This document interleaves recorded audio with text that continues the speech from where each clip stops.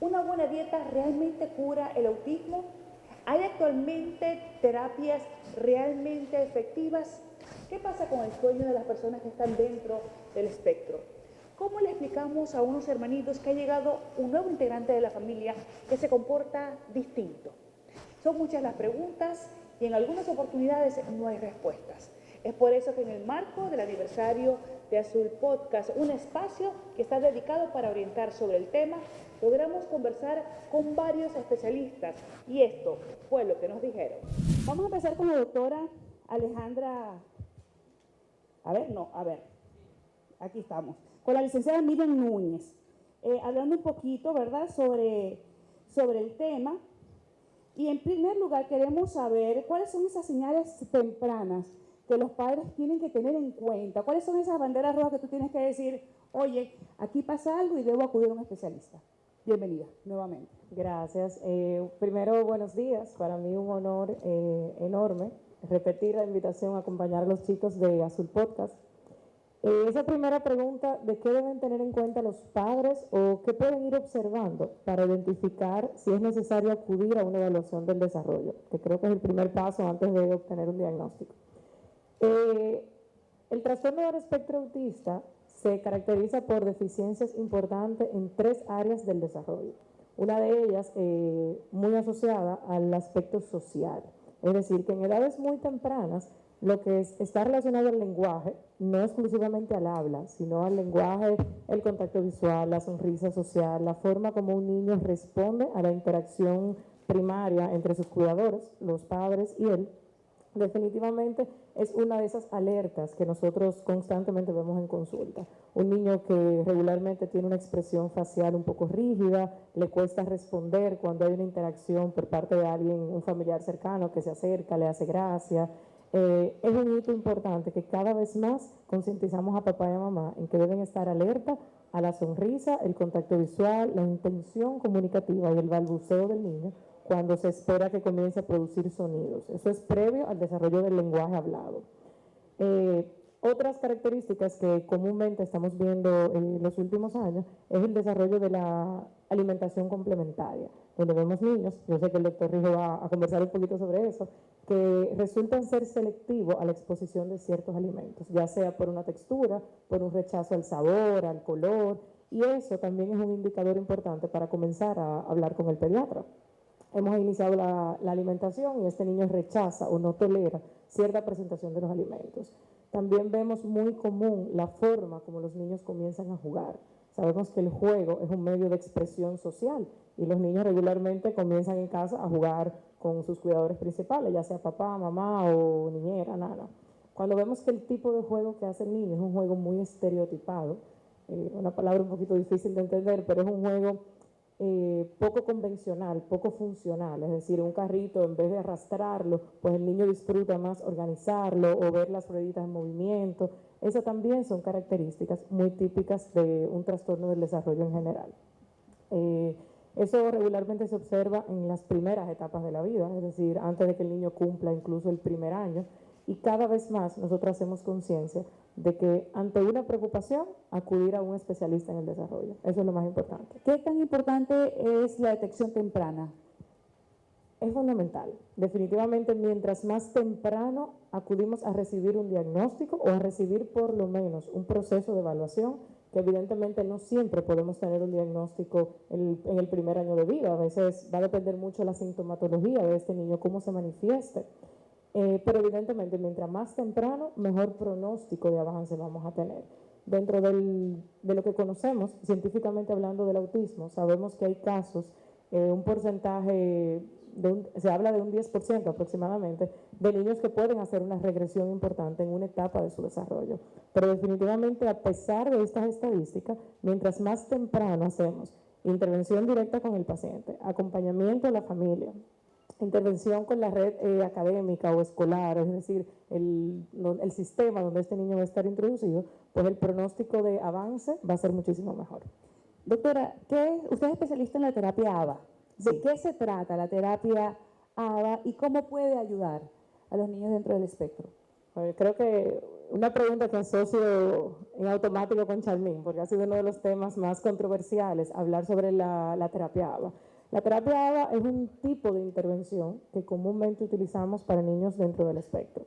Es bueno que sepan que no es una intervención exclusiva para niños con autismo. Es un método de terapia, de intervenir, que busca minimizar conductas problemáticas y aumentar las habilidades en un paciente, indistintamente de su diagnóstico. Nosotros tenemos niños recibiendo terapia ABA que pueden tener síndrome de Down, trastorno de la conducta. Es muy eficiente en cualquier situación que lo amerite el paciente. Pero definitivamente en los niños dentro del trastorno del espectro autista, como veíamos al principio, muchos de nuestros niños, incluso los adultos, tienen situaciones de respuesta ante el entorno cotidiano. Eso quiere decir que le molestan los ruidos, le molestan ciertas texturas y eso genera muchas veces dificultades en la conducta. Asimismo, vemos un déficit importante en el lenguaje. Cuando un niño no se puede comunicar, acude a conductas para poder expresar su malestar, sus necesidades, su incomodidad, un sinnúmero de cosas. Este tipo de terapia, que no necesariamente es bueno que sepan, no la imparten psicólogos específicamente, sino personas entrenadas en esta área que se llama análisis del comportamiento aplicado. ABA es por las siglas en inglés. Es una ciencia que estudia la conducta, es decir, que hace una pausa dentro del repertorio del día a día de este paciente para analizar la esencia de este comportamiento y buscar soluciones factibles, convertir esos problemas en conductas socialmente adecuadas. Por ejemplo, Elianta, chicos que tienen imposibilidad para estar en un espacio por mucho ruido, pues la terapia ABA puede sugerir que utilice unos audífonos que bloqueen la exposición del sonido. Pero a veces la recomendación viene por la terapia ocupacional de que bloqueemos el sonido, pero entonces tenemos un segundo reto, y es que el niño tolere el audífono puesto, porque todavía no sabe que este elemento le va a ayudar a bloquear el sonido. Entonces ahí se hace una intervención en conjunto, conductualmente hablando, ¿verdad?, para que tolere tenerlo puesto y ya a nivel de terapia ocupacional, pues que bajemos un poquito la respuesta sensorial. Y es una de las intervenciones terapéuticas más utilizadas, más efectivas, que más encontramos en ciencia, ¿verdad?, cuando buscamos la efectividad del tratamiento del autismo. Y es bueno también darles el dato de que en nuestro país es nueva. En nuestro país solamente la tenemos como maestría, no tenemos una carrera per se en análisis de comportamiento aplicado.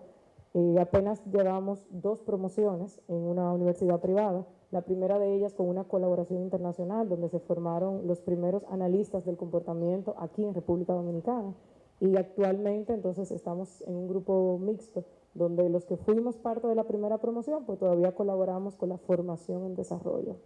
Y sí tenemos 10 analistas certificados en el país. En el país, sí. Que no son suficientes, se necesitan más, por supuesto. No son ni la mínima parte de lo que necesitamos, esa es la realidad. ¿Este tipo de terapias dan resultados, doctora, a mediano o largo plazo? ¿Cuáles son las expectativas? Porque a veces llegamos a consultas y decimos, bueno, 3, 4 terapias, todo va a mejorar. ¿Es así?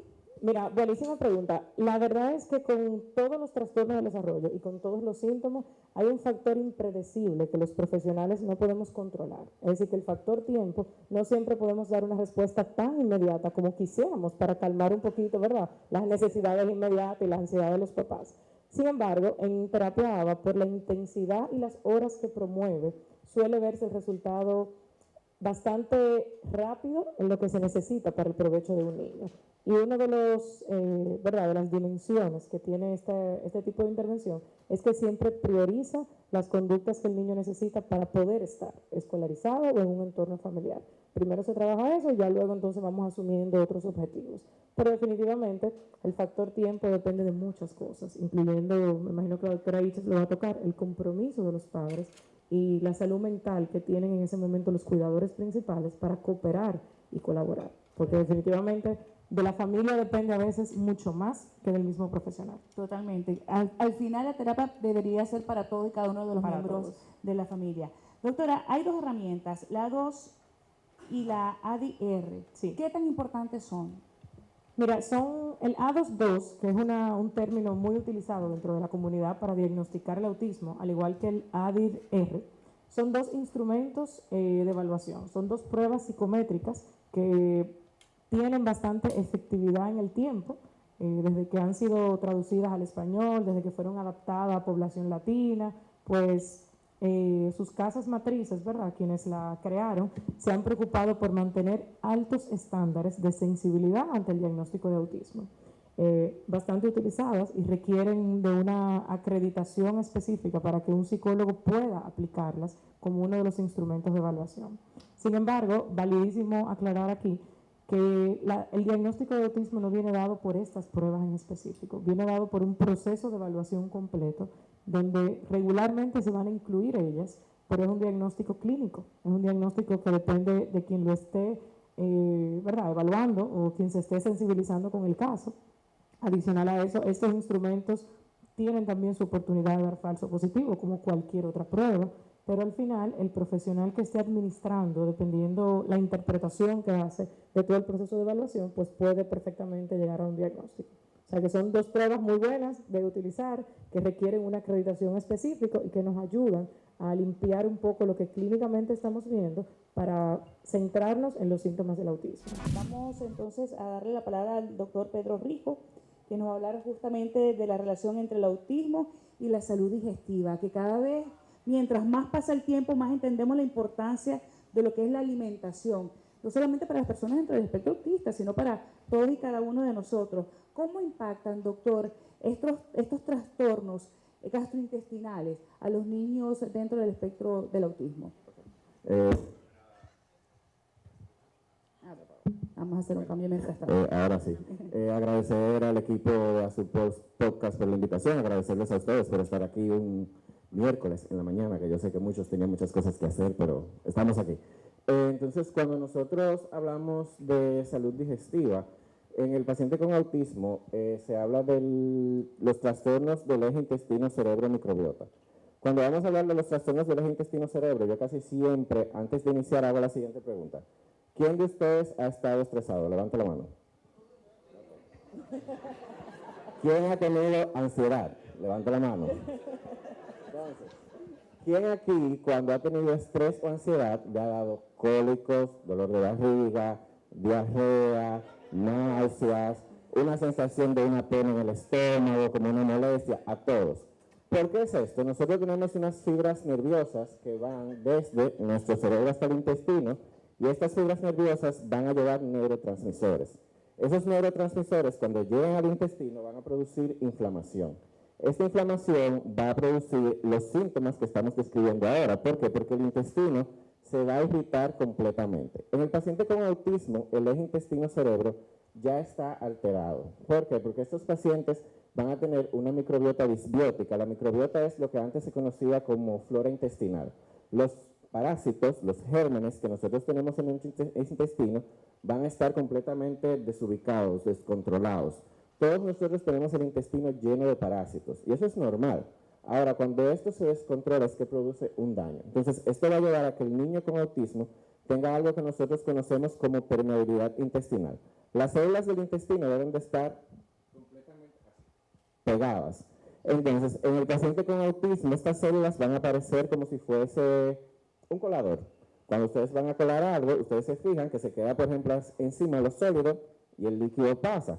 Entonces, al intestino estar completamente permeable, van a pasar sustancias tóxicas que pueden venir de la dieta, pueden venir por los medicamentos, pueden venir por productos tóxicos producidos por los parásitos, y esto va a tener como consecuencia que el niño con autismo pueda tener dolor abdominal, pueda tener cólicos. Son pacientes que van a tener reflujo en una mayor incidencia, van a tener parasitosis recurrente, van a tener estreñimiento o pueden tener diarrea a repetición. Y esto se va a traducir en el niño en conductas repetitivas, aleteo, va a ser un niño que va a estar muy hiperactivo, un niño que va a estar irritado, va a ser un niño que en muchos casos se dice que se puede relacionar hasta con retraso en el proceso de desarrollar el habla. Estos son pacientes que, en caso de que no son verbales, los padres cuando acuden a la consulta te dicen, pero es que yo veo que él se soba mucho la barriguita, yo veo que él se aprieta, yo veo que siempre está haciendo así. Eso es señal de que el niño tiene un disconfort a nivel del tracto digestivo. Entonces, esto impacta no solamente en el desarrollo de ese niño, sino que impacta en su escolaridad e impacta incluso en los padres, porque esto crea un ambiente de ansiedad y disconfort en la familia. Ahora, doctor, ¿qué recomendaciones nutricionales puede dar a los presentes que podamos utilizar como dieta para los niños con autismo? Ok. Lo primero que yo quiero hablar cuando hablamos de la dieta es que hoy en día, no solamente la dieta para el autismo, o sea, dieta para autismo, dieta para múltiples enfermedades se han vuelto un comercio. Personas se están haciendo ricas y se están haciendo dinero vendiendo la falsa idea de que una dieta va a curar el autismo. La dieta no va a curar el autismo. El autismo es un trastorno del desarrollo y no tiene una cura. ¿Qué es lo que nosotros buscamos cuando hacemos las dietas? Nosotros buscamos, obviamente, y esto no va para un niño con autismo, esto va para todos ustedes. Cuando ustedes, exactamente, cuando nosotros no consumimos azúcares, no consumimos colorantes, no consumimos alimentos ultraprocesados, vamos a estar más alerta, más tranquilos, vamos a estar más despiertos, vamos a dormir mejor. Es una persona que va a estar más enfocada. Entonces, cuando ustedes hacen una dieta, por ejemplo, ustedes están en una dieta hiperproteica y no van al gimnasio, ¿van a desarrollar músculos? No. Entonces, cuando ustedes hacen este tipo de dieta, en el caso del niño con autismo, que hacemos esta dieta, el niño va a estar más despierto, más enfocado, y las terapias que habló la doctora van a ejercer una mejor función. Es decir, el paciente va a avanzar mejor, va a mejorar, va a aprender a hacer cosas que quizás no hacía antes, porque esta dieta lo está regulando. También cuando nosotros regulamos la microbiota intestinal, podemos hacer que el niño esté más tranquilo y más calmado, pero al final del día, lo que mejora al niño es la terapia. ¿Cuáles dietas se usan? Se habla de la dieta de carbohidratos simple, la dieta keto, dieta libre de soya, libre de gluten, libre de caseína. Pero estas dietas no es que ustedes entraron a Google y buscaron dieta para autismo y mañana le quitaron todo al niño. No. Generalmente los niños con autismo tienen selectividad alimentaria, tienen una dieta muy restrictiva. Entonces son niños que prefieren ciertas cosas. Si un niño que, por ejemplo, que me ha llegado, lo que consume es galleta, leche y avena, y yo le pongo una dieta libre de caseína y le quito la leche, ese niño se va a desnutrir. Ese es un niño que va a tener deficiencia nutricional porque su alimento principal es la leche. Entonces, ¿qué es lo que nosotros tenemos que hacer? Nosotros lo que buscamos es, junto con las terapias de alimentación, lograr que este niño amplíe su paladar, pueda comer más cosas. Ya después que hemos podido introducir estos alimentos al niño, entonces empezamos a retirar aquellos que le causan daño. Algo importante, que no va solamente para niños con autismo, con todos los niños. A veces a mí me llegan a consulta pacientes que no comen nada, nada más comen sopa. Yo le digo, pero en la sopa tú le puedes licuar carne, le puedes licuar vegetales, le puedes licuar verdura. Al final del día, a mí me interesa es que el niño reciba el aporte, que reciba el nutriente. A mí no me importa la forma. Mientras lo reciba, no importa. Y ya en el camino lo vamos enseñando a comer. Entonces, ¿por qué la dieta no se debe hacer? Yo la leí y la voy a hacer, porque nosotros debemos hacer evaluaciones nutricionales, número 1, para ver si ese niño tiene deficiencia y poder suplementarla, porque con todas las cosas que se le quitan, esos niños pueden tener deficiencias nutricionales y si no se suplementa es un niño que aunque usted lo vea grande, gordito, bonito, cuando le hacemos analíticas están desnutridos, porque van a tener deficiencia de micronutrientes, de vitaminas y de muchísimas otras cosas. Entonces las dietas hay que tener mucho cuidado y antes de hacerla deben de ser por un nutricionista certificado, porque hoy en día sabemos que hay muchos gurús de la nutrición que nos están vendiendo nutriciones y no es así, no es la realidad. Doctor, ya para finalizar en esta parte, ¿cuáles son esas señales que nosotros tenemos que estar alertas y decir, bueno, tenemos que ir a un gastroenterólogo o a un pediatra gastroenterólogo para que nos vean a los niños? Las primeras señales que podemos ver era, como decía Miriam hace un momento, cuando se inicia la alimentación complementaria, el niño que empieza a rechazar alimentos, el niño que empieza a hacer selectividad alimentaria. Nosotros sabemos que el espectro es muy amplio, incluye muchas cosas. Antes la selectividad alimentaria no se incluía, ya se está incluyendo la selectividad alimentaria dentro del diagnóstico para los niños con autismo. Un niño que empieza a dejar de comer, dentro de las patologías digestivas, en un niño no verbal, un niño que ustedes vean que se toque la barriga, que se la apriete, que coja por ejemplo esa mesa o esto y se apriete la panza con el borde, que se acueste boca abajo en el piso frío. ¿Por qué? Porque el frío ayuda a mejorar el dolor abdominal. Un niño que se rasque constantemente la nalguita. Un niño que cuando ustedes vean que quiere evacuar o orinar, empieza a cruzar las piernas, empieza a hacer bailecitos. que cuando quiere evacuar se esconde en una esquina o le haga a los papás así para que se alejen, un niño que tenga dificultad para hacer cacá, que dure 3 o 4 días, un niño que constantemente tenga diarrea, que tenga expulsión de gases muy fétidos, tanto por arriba como por abajo, un niño que tenga vómitos a repetición. En la parte del sueño, un niño que tenga bruxismo, porque el bruxismo puede ser secundario a reflujo. Prácticamente son muchos los síntomas que podemos ver, pero generalmente ya hoy en día algo que yo he visto muy bueno de parte de algunos colegios y de psicólogos es que desde que llega un niño con sospecha de autismo, ellos lo envían a una evaluación gastrointestinal y nutricional. Desde un inicio ya lo envían porque entienden la influencia que tiene sobre los síntomas en el niño. Se está generando conciencia en relación con el tema. Doctor, muchísimas gracias. Vamos a brindarle un aplauso al doctor por su intervención. Vamos ahora a darle la palabra. Vamos a hablar ahora de un tema importantísimo que es el tema del sueño. Doctor, estamos dejando el lomito para el final, porque dice que las mujeres son primero, pero el tema de la doctora es un tema álgido y es un tema que sé que va a tocar sensibilidades. Doctor Eric, en primer lugar, ¿cuál es la importancia? Y yo creo que mientras más pasa el tiempo, más conciencia tenemos como colectividad de la importancia del sueño. Pero ¿cuál es la importancia, el impacto de no dormir en los niños con autismo? Bueno, el sueño es importante. Le agradezco también a Charmín, a León y a John por darle importancia a la salud del sueño, que pasa desapercibido en nuestro país. Y al final sí termina el médico preguntándole al padre, ¿cómo duerme su hijo? Pero de los que están aquí, por ejemplo, ¿cuántos han tenido 4 malas noches en un mes por lo menos? Levanten las manos. Eso es porque en los adultos, solamente en los adultos, la prevalencia del insomnio abarca un 45% de los adultos en que en algún momento van a tener un insomnio que va y viene o que se va a convertir en un insomnio agudo o en un insomnio crónico. El niño con autismo en especial, la prevalencia aumenta. Entre un 40% a un 80% del niño autista va a tener un problema de sueño, es decir, va a tener dificultad para conciliar el sueño, para mantenerlo, y también va a tener despertares frecuentes o se despierta espontáneamente antes de la hora planeada. Por lo que el sueño es vital para que tenga una maduración cerebral adecuada, para que tenga un crecimiento adecuado, ya que la hormona de crecimiento funciona mejor durante el sueño del niño, y sobre todo para que las terapias funcionen de manera correcta durante el día en el niño.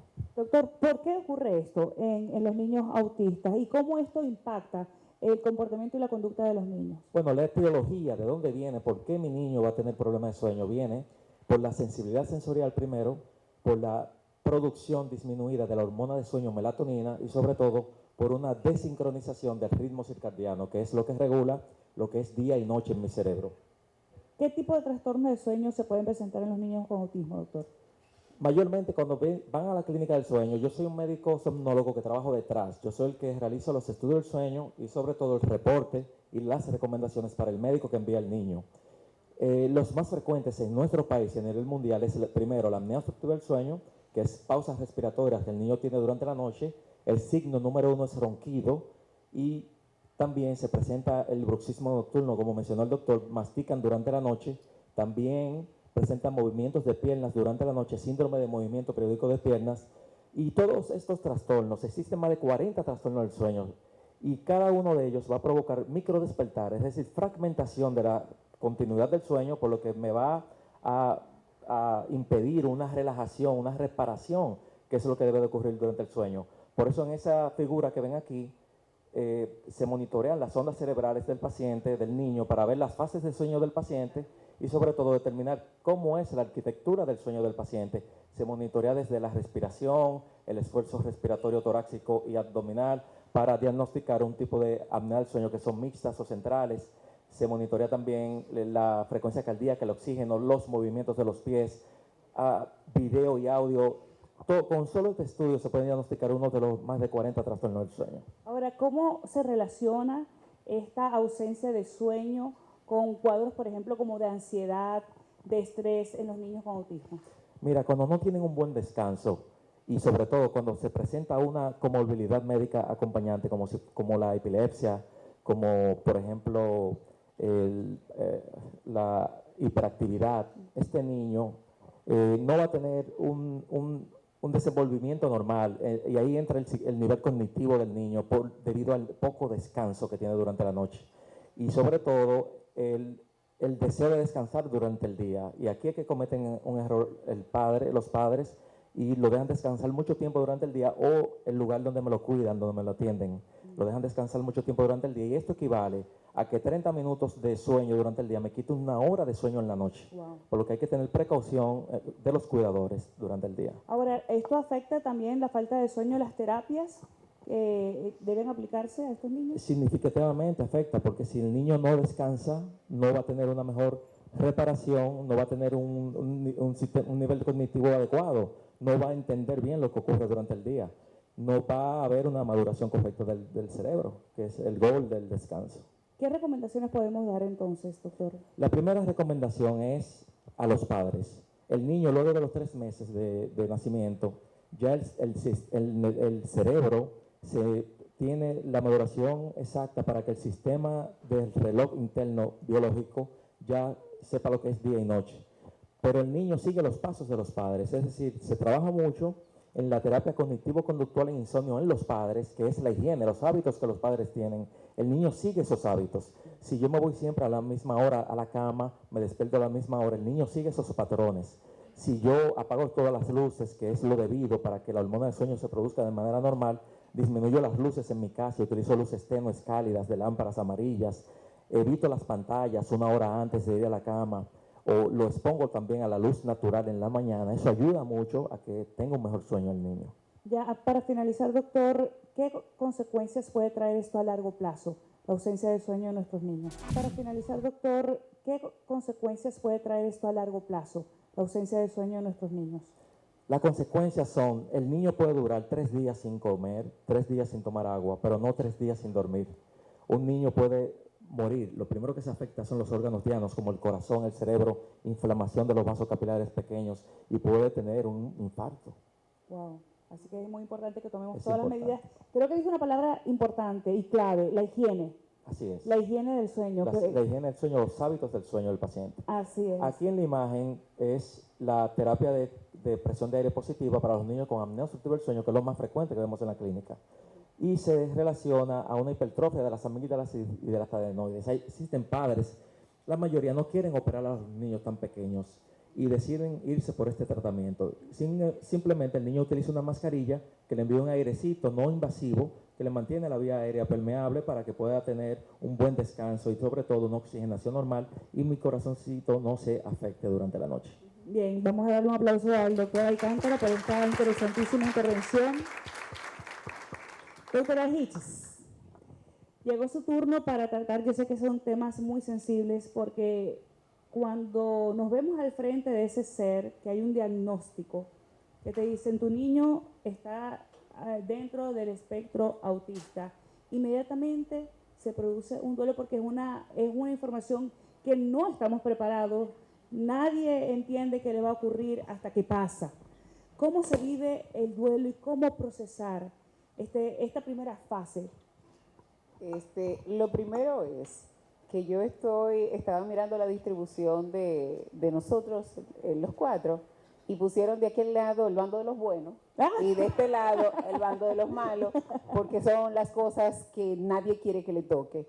Y de manera reiterativa, todos han repetido una sola palabra: niño, niño, niño. Ellos crecen y tenemos un gran problema. Crecen. ¿Por qué? Porque incluso, ojalá, yo como psiquiatra, que la etapa de adulto sea parecida a la etapa de niño. Sin embargo, al inicio, cuando es mi intervención, no es la parte más bonita, porque primero es esa luz que no le gusta al adulto escuchar cuando yo digo, tu niño puede tener un trastorno del neurodesarrollo. Lo primero que ocurre es que no cree lo que el médico le está diciendo. Ese médico lo que quiere es que yo vuelva donde él para cobrarme otra consulta. Empieza un rosario a deambular por un sinnúmero de especialistas, todos con la esperanza de que alguien le diga algo diferente. Esa es una etapa. La otra etapa es esa de tú cuestionarte que por qué te tocó a ti. Sin embargo, no estamos pensando en el niño. El papá está acomodando la información para poder saber cómo va a empezar a tratar el niño. Y está demostrado que entre esa etapa de shock y negación del padre frente al diagnóstico a tomar exactamente las conductas necesarias para empezar a introducir el niño en cada una de las terapias o de las evaluaciones correspondientes pueden pasar de 3 a 6 años. Por eso es que regularmente cuando el niño del espectro tiene una evaluación es porque está en edad escolar, es porque ya entra un sistema que no es la zona de confort ni la zona de cuidado conocida como su casa, como su entorno, y ya empieza a provocar algunas distorsiones o algunas alteraciones en el medio en donde la mamá va y lo lleva. Nunca la madre a primera instancia, yo tengo que ser bastante honesta, dice en el colegio que una vez, hace 3 años, un médico le dijo que su hijo podía tener autismo. No lo dice. Resulta que cuando ya está metida en el tema, hay un duelo, pero un duelo incluso que pone en riesgo la estabilidad familiar en todos los ámbitos, porque yo he tenido casos que hay padres, aquí hay muchos hombres, pero yo tengo que decirle a ustedes la verdad, hay padres que se divorcian y dejan el hogar en el momento que le dan el diagnóstico del niño de autismo. Y la madre se queda con los 3 que no lo tienen y con el que tiene, sin el esposo, sin el soporte, y también en ese momento los padres se olvidan del factor económico que se dispara para la atención de ese niño de una manera exclusiva. Esto es más doloroso porque la madre ya frente a esa realidad también empieza con un tema de depresión. Y es muy duro para ella tener que enfrentar, estando en un estado anímico no grato, que incluso aquí no salen muy a la luz, pero existen comportamientos autodestructivos de manera lenta y pasiva con tal de la madre terminar rápido con la situación que está viviendo. ¿Cómo cuáles, doctora? Puede tener intentos suicidas e incluso puede tener conductas para suicida, que es yo voy a hacer todo lo que sé que hace daño como para precipitar un evento trágico y que la situación termine. Aquí no es tan frecuente, pero en países donde hay más millones de habitantes, Estados Unidos, es muy común que frente a un diagnóstico de este tipo, padres maten a los hijos. Y al psiquiatra le toca esa parte dura. Pero ¿qué ocurre? El niño, hablamos del niño, de la salud gastrointestinal, de las terapias, del sueño. Pero yo le decía a quien en el día de ayer, no me acuerdo, le decía, ¿cuántos años tiene tu hijo? 8. Digo yo, tú deberías ya de estármelo llevando. Y se asombró porque resulta que también erróneamente solamente llevan al niño en el espectro cuando da algún síntoma que ya nadie puede controlar. Resulta que entre los 8 y los 13 años, todos, porque ellos tienen una condición del neurodesarrollo, del cerebro, pero su cuerpo funciona como el de cualquier otro niño. Produce las mismas hormonas, produce los mismos cambios y resulta que esos niños entran en una prepubertad en donde van a haber cambios hormonales que van a ser propios de cada uno de su género y que por ende van a tener manifestaciones que para el entorno van a resultar desagradables, pero que para ellos, como no tienen ese filtro, ustedes los van a ver tocándose, saliendo desnudos, hasta masturbándose, y eso resulta grosero y es de los comportamientos más comunes en esa etapa, sin embargo, no es comprendido por el entorno. ¿Cómo lo podemos abordar, doctora? Aíslan a la familia del niño en esa etapa, no lo quieren invitar a ningún cumpleaños, ninguna tía quiere que el niño vaya a su casa, y hay que ser, este es un espacio, Charmín y los chicos no saben, el espacio no de educación, sino de realidad que han hecho. Porque resulta que nadie habla de la parte fea. Nadie habla. Y ustedes como padres y como cercanos saben que no solo te excluyen al niño que está dentro del espectro, sino que no te invitan a los otros 3. Y ya tú pierdes a tu amiga, a tus amigas, porque las amigas dicen, yo no voy a invitar a María, porque es que María, a mí me da pena, yo sé que es un niño, que tú que lo otro, pero es que no estamos tranquilos. Ese niño crece y ahí vienen los grandes problemas, porque ¿quién tiene un niño por debajo de los 8 años aquí, del espectro? Ok. ¿A ti te han dicho en algún momento que ese niño se va a psicotizar? ¿Te han dicho que ese niño va a empeorar? Esas conductas estereotipadas, repetitivas, son parte de un trastorno obsesivo compulsivo que tienen de base. A ti te van a decir que ese niño ya adulto, por el tema de la testosterona, va a desarrollar un trastorno del control de los impulsos y es donde vienen los episodios de agresividad. No te lo dicen.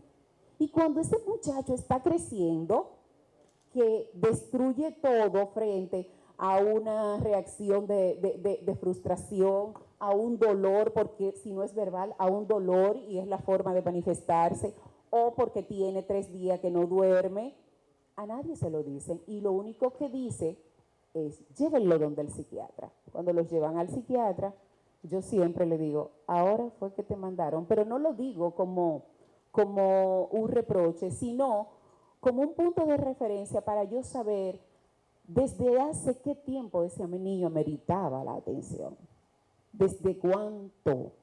Empiezan con trastornos de ansiedad, se pueden agudizar lo que son las crisis de pánico, las fobias sociales se van un poquito más, desarrollan algunos enfermedades neurológicas concomitantes como la epilepsia. El doctor mencionó la epilepsia y tengo para decirle que el 30% de las epilepsias no dan convulsiones tónico-clónicas y son de manifestaciones atípicas. Ese niño que está mirando la tele y se te queda así, y tú lo llamas, Juan, y se quedó, y después así, ese niño pudo haber tenido una crisis de ausencia. Ese niño que mirando el televisor se quedó tranquilito y se hizo pipí, y ustedes lo regañan porque te orinaste en el pantalón, mojaste el mueble, ¿qué es esto? Ese niño pudo haber tenido un ataque de epilepsia en este momento y ustedes no saber que la tienen. Entonces, las evaluaciones complementarias en las diferentes etapas de la vida deben de realizarse. ¿Por qué? Porque la manifestación del espectro no es igual en un niño, no es igual en un adolescente, no es igual en un adulto y mucho menos en un adulto. Y cuando analizo esa parte que también le da mucho temor a los padres, que es el tema de la medicación. ¿Por qué? Ay, no, porque yo no quiero tener al niño como un tonto, por no decir la palabra que dicen, como un zombie, en el limbo. Yo vi que al hijo de fulana le dieron medicación y después de eso está peor. No, es que dependiendo del nivel, de su grado, de sus limitaciones, va a ser el desarrollo de la enfermedad psiquiátrica paralela. Todos tienen que llevarlo al psiquiatra, a todos. En las niñas, voy a concluir ahí, en las niñas tenemos la dificultad que hacen trastornos disfóricos pre y menstruales de una manera grosera y se ponen en esos 15, porque son 15 días para esas adolescentes y para esas adultas jóvenes. No es como la mujer normal, que son 2 días antes, los 3 días de la menstruación y ya. No. Ellas pasan la mitad del mes mal. Sin embargo, todo el acompañamiento va solamente dirigido a ver si le llegó o no le llegó la menstruación. Sin embargo, con un buen equipo en donde incluyan un ginecólogo, se le puede regular para que realmente, primero, esa parte natural esté cubierta y segundo, la vulnerabilidad que tienen las niñas y niños de ser víctimas de abuso, que también me toca esa partecita a mí y no es nada grato el yo decirle a un padre, vamos a buscar una evaluación porque me parece que tu niño fue abusado. o tu niña fue abusada. Entonces, ¿hasta dónde es que tenemos que extender los cuidados? Doctora, ¿desde qué edad usted recomienda que haya este apoyo psiquiátrico a no solamente los niños, sino hablemos también, por ejemplo, los hermanos? ¿Qué abordaje tenemos con estos niños que pues este chico llega con un comportamiento diferente, o en el colegio, o cuando ya como adulto le toca insertarse? Hay algo importante, el espectro no significa que venga solo. Hay niños del espectro autista que tienen otras condiciones del neurodesarrollo, como un trastorno de hiperactividad, una desatención agregada, que no tiene nada que ver con coeficiente intelectual. Yo quiero que separemos el espectro autista de lo que ustedes entienden que es inteligencia. De hecho, yo soy de la que opina que todos los autistas son demasiado inteligentes, demasiado. Lo único es que tú tienes que descubrir cuáles son sus áreas de altas destrezas o de altas habilidades. Y realmente hay un tema. ¿Por qué? Porque ningún hermanito está preparado, ni por naturaleza, para yo tener otro hermanito que sea diferente a mí. Empieza a existir dentro de la casa una selectividad, obvio, y una sobreprotección por parte de la madre en esos primeros años, y sin darse cuenta hay un descuido de los demás niños. Y entonces una de las formas que tienen esos niños que se sienten abandonados porque mami y papi, mami, la abuela, todo el mundo trata de complacer y de cuidar a Manuel, es que empiezan a cambiar patrones conductuales y empiezan a tener una relación bien dificultosa con sus padres. Ya cuando van creciendo un poquito, pues entonces es que van viendo la realidad. ¿Qué yo les recomiendo a los padres? Integrar desde el minuto 1 a los demás miembros de la familia y a los demás niños a explicarle en la medida de su edad cuáles son las limitaciones y las condiciones de ese nuevo integrante. Segundo, muchos padres tienden, después que tienen ese niño con esa condición especial, a desarrollar un terror y una fobia inminente a seguir teniendo familia, porque piensa que le puede salir el otro niño con esa condición. Sin embargo, eso no es así. Hablamos de que estadísticamente los trastornos del neurodesarrollo tienen la misma proporción, un mismo 3%, que otras condiciones genéticas. Ahora bien, hay factores externos que se pueden dar que durante las primeras etapas del embarazo de la mujer, si está o si se afecta, tiene una incidencia directa, como lo que son intoxicaciones, enfermedades infectocontagiosas, algún tipo de enfermedad crónica, puede existir también uso o abuso de sustancias. O sea, hay muchas cosas que pueden influir de forma directa. El cigarrillo, señores, el tema de la juca, los vapes, todo lo que tiene que ver ahora. Hay unos estudios que demuestran que algunos cosméticos están muy cargados de unas sustancias pesadas que influyen de manera directa en esos primeros 3 meses de embarazo. Entonces, es muy complejo la descripción de todos los factores, pero sí tenemos que tener en cuenta que esto no se quita. La lucha de cada uno de los padres no debe delimitarse a esos primeros años, porque de verdad la gran dificultad empieza luego que crecen. Porque yo les voy a hacer a ustedes una pregunta.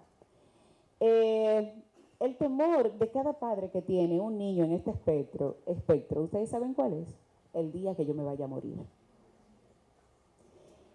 Y el doctor, la licenciada, Eric, a veces nos concentramos solamente en el niño, en el adolescente o en el que tiene TEA adulto, y nos olvidamos que ese padre, aunque no lo verbalice, él siente que perdió un hijo. Y su gran mortificación es, ¿qué va a hacer de mi hijo cuando ya yo no esté? Yo tengo una señora que tiene como, doña Tatica tiene que tener como 92 años. Y su hija tiene 61, del espectro. Y ella le dice, doctora, me dice, doctora, y ella la lleva. Doctora, yo le pido a Dios vida eterna. Ella le pide a Dios que ella quisiera, que sin ofenderte, ustedes saben, todo lo que se dice antes de hacer una petición de ese tipo, y ella dice, yo no quiero morirme primero. A mí me toca la tristeza de que necesitan medicamento y no hay, no tienen para la consulta, abusan, pero es demasiado difícil ya para también nosotros tener una pared con ellos. Así que yo les exhorto de que de verdad sean no empáticos, alíense a alguien que tenga un niño de este tipo. Bien, doctora, muchísimas gracias. Gran reflexión. Sabemos que el camino no es fácil.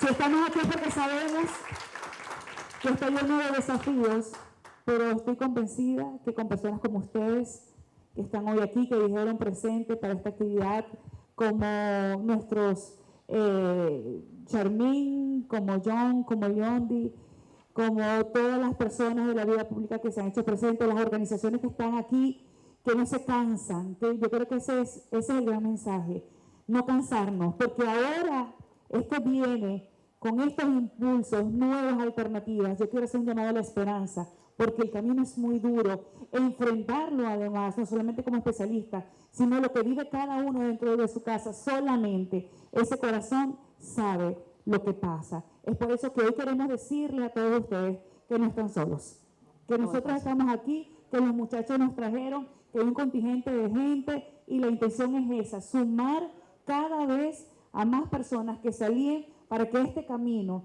sea un camino más noble y tarde o temprano, y ojalá que sea más temprano que tarde, podamos generar ese espacio donde se alivien los dolores y sean más amigables para todos. Yo quiero pedir, no sé si quién tiene las preguntas, si las recogieron o vamos a darle la oportunidad a las personas que quieren participar, entonces que levanten la mano y le vamos a llevar un micrófono.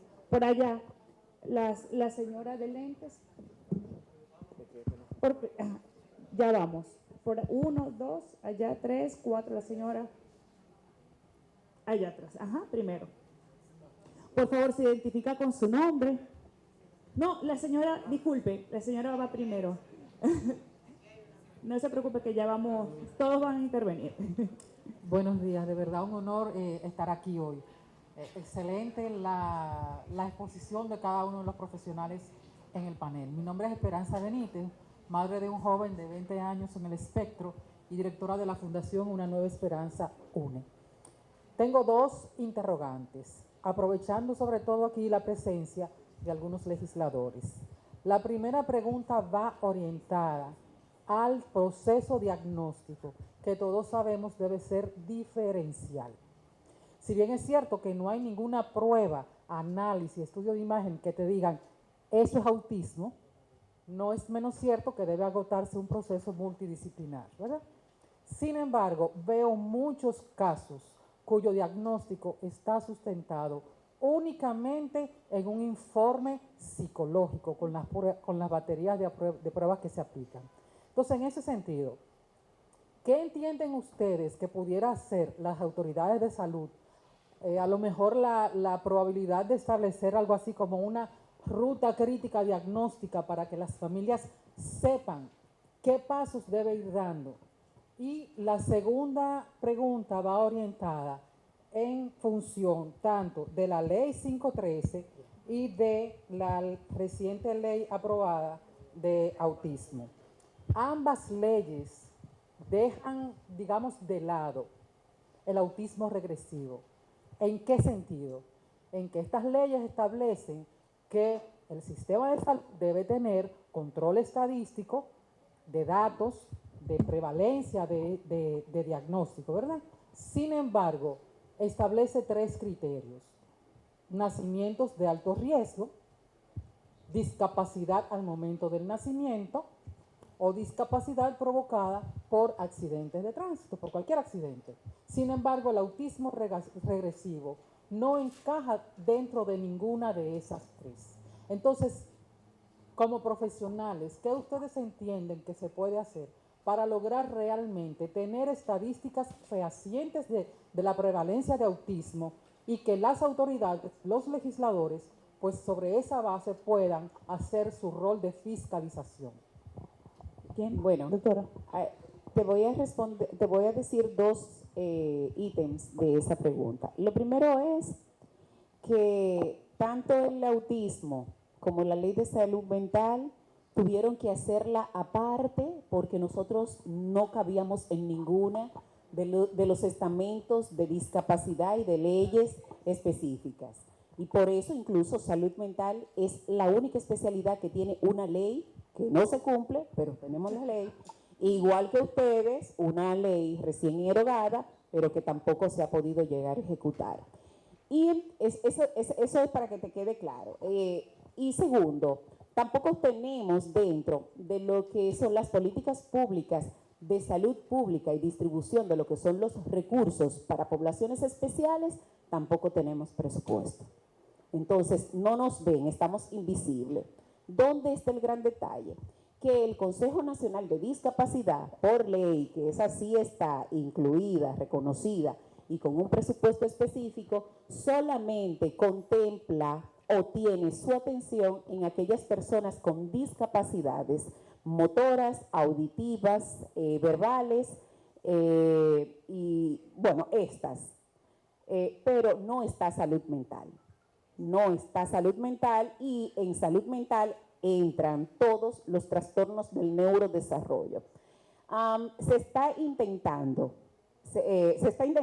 y vamos a lograrlo con espacios como estos, hacer valer nuestros derechos, porque de por sí la salud, el derecho constitucional que tenemos a la salud no es exclusivo ni inclusivo. Una de las frases que yo más repito es que cuando tú me hablas de inclusión fue porque ya tú me sacaste. Yo no tengo que pedir que me incluyan. Yo estoy, yo soy. Entonces, no sigamos propagando. Vamos a hacer políticas inclusivas. Tú no tienes que hacerme nada donde me incluyen porque yo soy de aquí. Yo soy dominicana. Esa es una. Y dos, yo entiendo que tenemos que educar y educar desde los colegios. Visto mucho de la preparación que tienen nuestros psicólogos escolares, las escuelas de psicología, porque no hay acápites ni materias específicas que ahonden lo que son condiciones de este tipo para que ellos lo puedan identificar de una manera correcta. Y así como en todas las emergencias hay un listado para la identificación de un infarto agudo al miocardio, asimismo yo creo que todos los profesores y todos los psicólogos y todos los terapeutas deberían de aprenderse el ABC de saber, de poder identificar a un niño cuando tiene una situación particular. ¿Por qué? Porque esos 3 primeros años, cuando los niños van a los centros educativos, son determinantes. Y sin embargo, es el niño que dura 3 años en la sala de orientación de castigo esperando que toquen el timbre para mandarlo para la casa, o en su defecto mandándole papelitos a los padres. Entonces, vamos a publicar más esas señales. Cuando se manejen bien, ya entonces los padres sí. Y por supuesto, ahí voy de la mano con usted, doctor, busquen en las asociaciones y en las sociedades a los especialistas. No vayan a cualquiera que tenga un letrero, porque TikTok o Instagram. No vayan, busquen las credenciales. Y cuando ustedes vayan a un especialista, ustedes pueden decirle, y pueden que muchos se ofendan, pero ustedes están en su derecho para que no pasen cosas y cosas, ¿eh? Ustedes están en el derecho de decir, doctora, discúlpeme, ¿en qué universidad usted estudió? ¿Cuál es su equatur? Usted me puede decir en dónde se especializó, porque es un deber, es tu hijo que tú le estás entregando.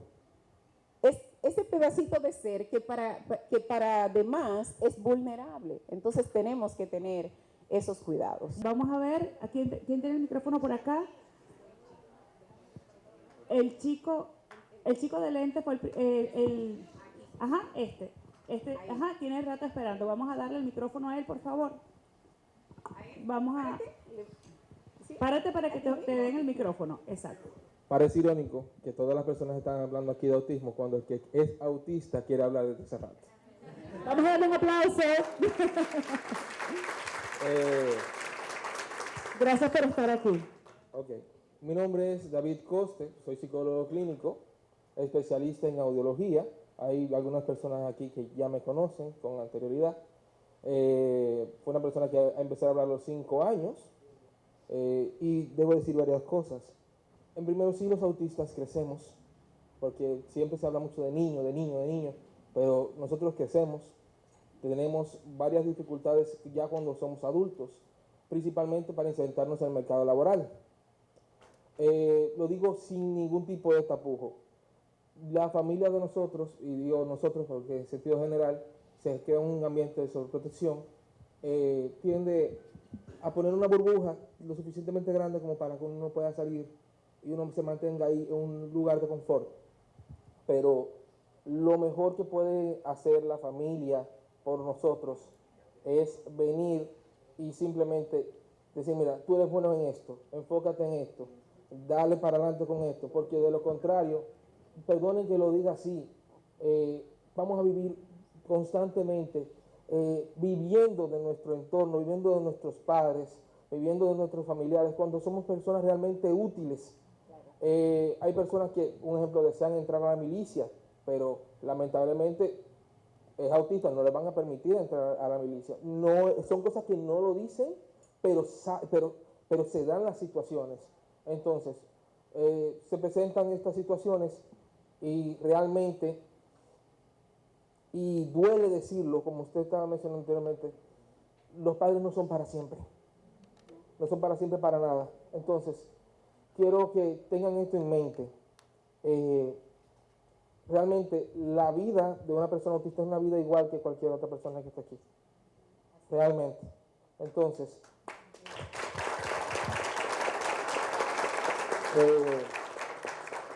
quiero también pasar algo a mi ámbito profesional, ya que soy audiólogo audioprotesista y también trabajo con niños con pérdida de audición. Lo que mencionó la joven que acaba de hablar, que trabaja en Delfines de Amor, es extremadamente importante. No quisieran ustedes saber la cantidad de niños con pérdida de audición que por X o por Y razón en las etapas tempranas del diagnóstico se tienden a confundir los niños con autismo y los niños con pérdida de audición, debido a que muchos niños con pérdida de audición tienden a tener características similares a nivel conductual que los niños sordos. Por ejemplo, una persona con autismo en esa edad, en la edad que está entrando a la escuela, si tú le hablas no te presta atención, pero el niño sordo también se comporta igual. Existen ciertas neurotipias que son características de los niños con autismo, pero que también tienden a generarse en niños con pérdida de audición. Y sobre todo, recuerden que los niños aprenden por moderamiento. Hay muchos niños que tienden a tener conductas que aprenden en colegios, ¿verdad? Dicho sea de paso, que sean colegios de niños especiales, cuando realmente son niños que no están completamente diagnosticados y tienden a adquirir dichas conductas.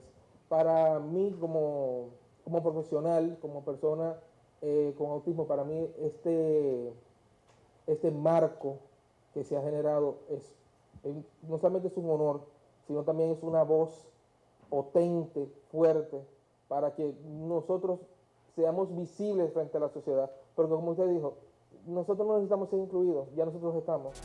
Felicidades, enhorabuena por la inclusión. Ya están en la sociedad. Seré muy breve. Las instalaciones de la Cruz Roja Dominicana se ponen a vuestra disposición en nuestros salones de capacitación para la difusión de tan necesario mensaje, no solo a la sociedad dominicana, sino al mundo. Estuve conversando con el doctor Sanz, que es nuestro presidente general, y ha sido aprobado. Solo es cuestión de ponernos en contacto.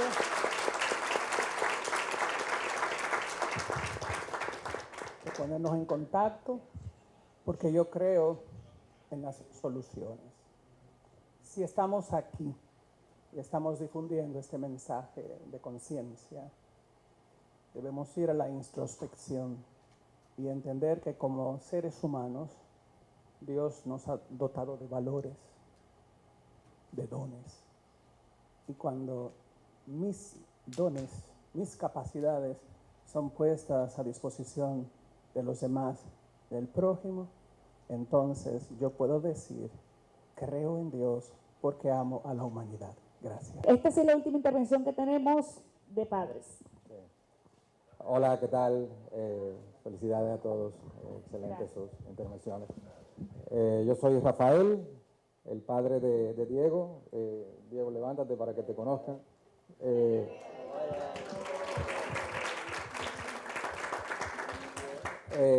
Diego es autista.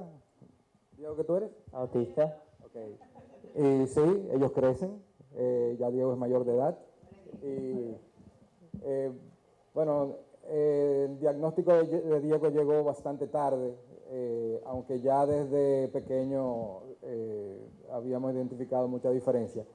Y es importantísimo el diagnóstico temprano. Nos hubiéramos ahorrado muchos errores, terapias incorrectas, caminos equivocados, si hubiéramos tenido esa parte bien clara desde el principio.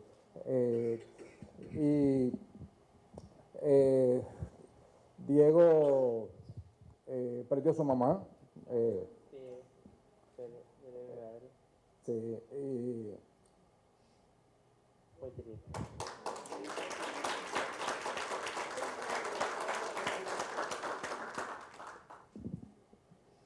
y todo va a la familia. Usted puede tener los mejores profesionales del mundo detrás de usted, pero los padres tenemos que estar presentes e involucrados. Y la parte de los padres papá es vergonzoso que muchos padres cuando se enteran del diagnóstico y ven que el camino se complica, salen por la puerta, demostrando mucha debilidad y dejándole la carga más pesada a las madres sin ningún tipo de apoyo de logística, económico. Eso no puede ser. Hay que estar cerca de ellos, hay que darle el soporte. Nadie mejor que los padres van a conocer a sus muchachos. La mejor terapia es en la casa, con la familia. Y yo quisiera que esas estadísticas se vayan eliminando, de madres solteras, de madres con hijos autistas, que ¿dónde están las papás? No, eso no debe ser. Yo quiero a los legisladores que sigan haciendo las políticas públicas ya para la inclusión. Ahora la etapa que me toca es la inclusión laboral para Diego. Ya hemos recorrido la parte de infancia y de adolescencia. Pues ahora me toca una nueva etapa y estoy aprendiendo abriendo los ojos de qué le espera a Diego en esta etapa adulta. Y esa pregunta que se hacen los padres, doña Altagracia, doña Tatica, de que ella quiere vivir para siempre. Bueno, ¿quién de nosotros no quisiera estar ahí pendiente de ello todo el tiempo? Pero eso no va a ser así. Y yo me hacía mucho esa pregunta, ¿qué va a pasar cuando yo no esté? Y yo tuve que transformar esa pregunta a ¿qué voy yo a hacer ahora para cuando yo no esté? Yo tengo que capacitar a Diego para que él sea lo más independiente posible y yo tengo que exponerlo al mundo para que sepan, conozcan de la condición del TEA y sean más empáticos con él. Y mientras más conozcan de la condición, mejor van a tratar a nuestros chicos. Bien. Muchísimas gracias. Creo que esto más que preguntas han sido reflexiones, han sido intervenciones. La diputada creo que quiere decir algo. Venga por aquí, Soraya, venga por aquí conmigo. No estaba previsto, pero ella tiene rato diciéndome, y yo sé que esos oídos han estado pero súper presentes. Venga por acá. Adelante. Muchas gracias. Muy buenos días, casitares, a todos. Como reza una frase, el tiempo de Dios es perfecto. Yo soy legisladora por segundo periodo. Y en mi primer periodo conozco a Charmín, una mujer hermosa, con mucho talento. Y de repente conozco a la Charmín con una sensibilidad humana que yo jamás hubiese imaginado. Porque el mundo de la televisión es frívola y uno cree que todo el que se pone ahí, pues es así como lo presentan. Pero conozco a una mujer con un corazón enorme, lleno de amor, con una sensibilidad extraordinaria. Y en ese tiempo de Dios perfecto, tengo una hija que está allá atrás, Soraya, también como yo, que es psicóloga y trabaja el espectro autista. Y en ese mismo tiempo le nace a una amiga, un niño con el espectro autista. Y si ustedes quieren más mensajes de Dios, conozco a una amiga legisladora de la oposición, Yudelka de la Rosa, que también tiene un niño autista. Y conozco muchos más y fui conociendo y yo dije, pero es que hay un mensaje. No nos podemos negar a los mensajes. Y vengo aquí, aparto todo, y no voy a Santiago donde tengo actividades, porque a mi amiga Charmín yo le dije, yo voy a estar ahí, y mi hija se va a trasladar desde Santiago y va a estar ahí también. Porque aquí hay algo importante. Nosotros como autoridades tenemos que decir presente y decir cuáles son las capacidades que tenemos para ayudar en estos temas, porque la verdadera inclusión en la sociedad es esta. Es que cada niño se convierta en hombre y sea médico, y sea ingeniero, y sea maestro, y que los papás nos podamos ir de este mundo tranquilos, sabiendo que nuestros hijos están ahí y le están sirviendo a la sociedad. De parte nuestra, yo quiero que ustedes sepan que a esta ley nosotros le sometimos una modificación. Es que nadie puede cancelar a una persona que trabaje en una institución prestando sus servicios con condiciones especiales para luego nombrar a alguien que no lo tiene y decir, ya yo cumplí con la ley, no venía, no cumplía. No, momento, aquí hay una situación especial. Esa modificación a la ley está ahí y se está trabajando. Durante el evento hubo una frase que me marcó. Decían, hablamos de inclusión y hablar de inclusión es exclusivo. No podemos pedir que nos incluyan cuando realmente pertenecemos. Y creo que esto encierra lo que estos especialistas y todas las personas de las fuerzas vivas que están trabajando en pro de las personas que están dentro del espectro autista quieren manifestar. Desde aquí cuentan siempre con esta ventana para visibilizar un mundo donde quepamos todos. Muchísimas gracias por habernos acompañado. Nos vemos el próximo sábado, si Dios lo permite.